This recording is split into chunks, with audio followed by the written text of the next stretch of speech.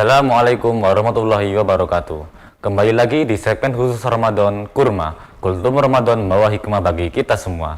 Bersama saya Muhammad Fatih Al-Barki. Kali ini saya akan membahas manajemen ibadah di bulan Ramadan. Bulan Ramadan adalah musim ketaatan. Semua umat Islam, bahkan yang di luar Ramadan, yang cara menunaikan ibadah turut serta dalam meramaikan bulan Ramadan dengan berbagai ibadah. Semangat untuk ketaatan itu hal yang wajar dan nampak menjadi keseharian, setidaknya di awal-awal bulan Ramadan. Karena memang pada nyatanya umat Islam di tanah air seringkali mengalami penurunan kuantitas dan kualitas, terlebih menjelang Lebaran. Lalu, bagaimana mengatur diri agar tetap beribadah dengan istiqomah? Pertama, manajemen waktu. Setiap manusia memiliki jatah waktu yang sama 24 jam.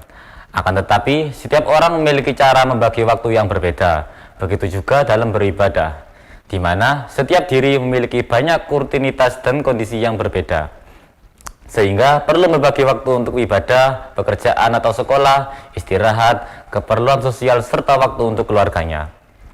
Bulan Ramadan memang tidak lama, akan tetapi tidak perlu juga untuk terburu-buru memperbanyak ibadah di dalamnya dengan tidak memperhatikan hak-hak diri sendiri, keluarga, pekerjaan, sekolah, dan bermasyarakat.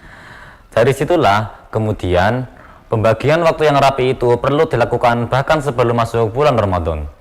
Target harian untuk beramal itu perlu, tentang berapa juz atau halaman membaca Al-Quran, sedekah rutin, termasuk agenda-agenda tertentu yang mungkin perlu untuk dilaksanakan.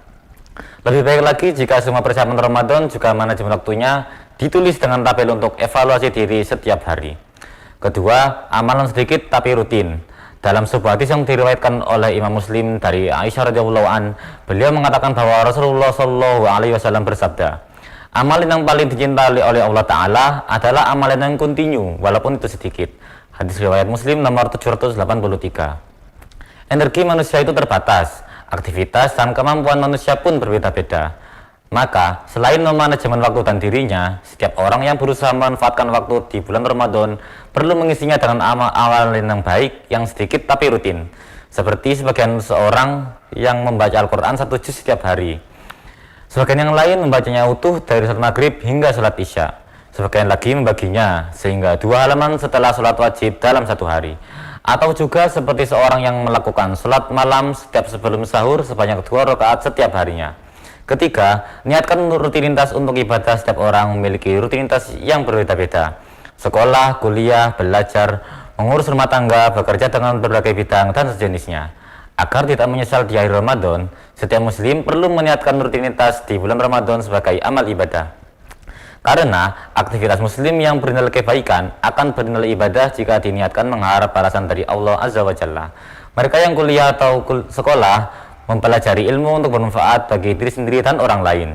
Mereka yang bekerja untuk mencari nafkah halal baginya dan keluarganya, termasuk para ibu-ibu rumah tangga yang menyiapkan makanan untuk dikonsumsi keluarga juga akan bernilai ibadah. Terlebih jika menyiapkan sahur bertepatan dengan malam Lailatul Qadar. Memang dalam sejarah ada beberapa sosok tertentu yang mampu menghatamkan Al-Quran di bulan Ramadan sebanyak sekali setiap hari atau bahkan lebih. Tetapi dalam konteks seperti di masa sekarang, itu tampaknya sulit bahkan mustahil.